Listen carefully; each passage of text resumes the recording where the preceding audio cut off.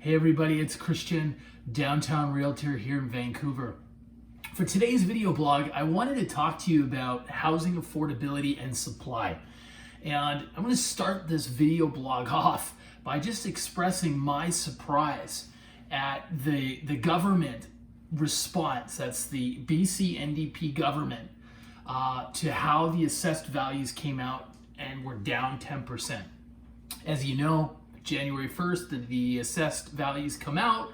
They were down 10% for only the third or fourth time in history. And we actually had the government saying that they were happy about this. I've never seen that before. It's the first time I've ever seen something like that. And I think it was Selina Robinson, the housing minister, said they were making inroads to increasing affordability. And I really want to challenge that, because if you really want to have affordability, this is not the way to go. I mean, okay, so what? A $2.5 million house is now assessed at $2.1 million. Is that really affordable? Or a condo downtown, 1.5 is now 1.35? Come on, you're not making any impact on affordability, and I think that's just a lie. And so when it comes to affordability, the real issue that we have in Vancouver is that we here are too good. We're safe, we're clean, we're beautiful, we've got the best weather in Canada, and we have about 35 to 40,000 people moving to the Lower Mainland every year, according to the business journals like Business in Vancouver and the Western Investor. So with all of these immigrants coming, and also it's net migration, right? People like me coming from Toronto.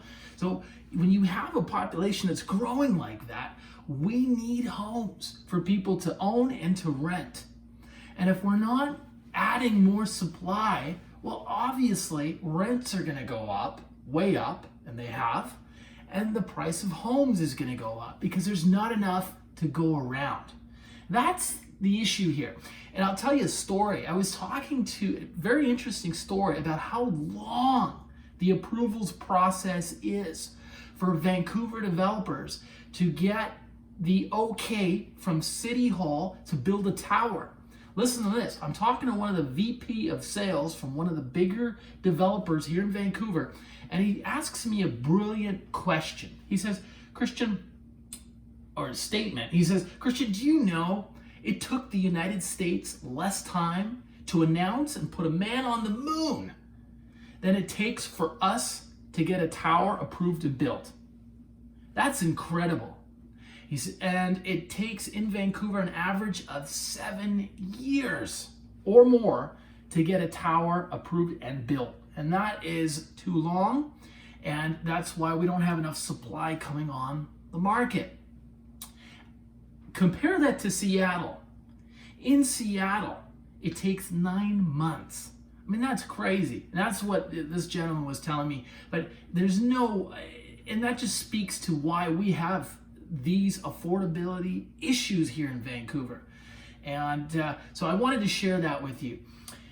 And I think the other aspect here we have to consider is, I'm concerned with is our local and our BC government, the NDP, really seems to, not be, it's almost like they demonize people who own homes. It's like, oh, you're rich if you own a house. And it's really not the case. If I've had clients who bought a home with 5% down, $15,000. I mean, you're not rich with $15,000. I'm sorry, right? But what they do see is they see the future.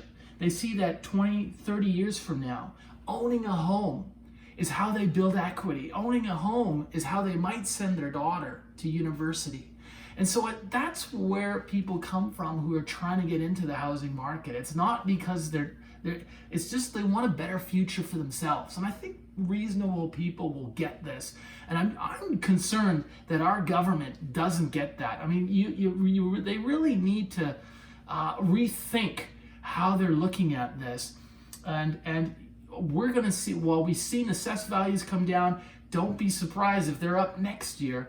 and the market value, of course, will be, trending upwards as well.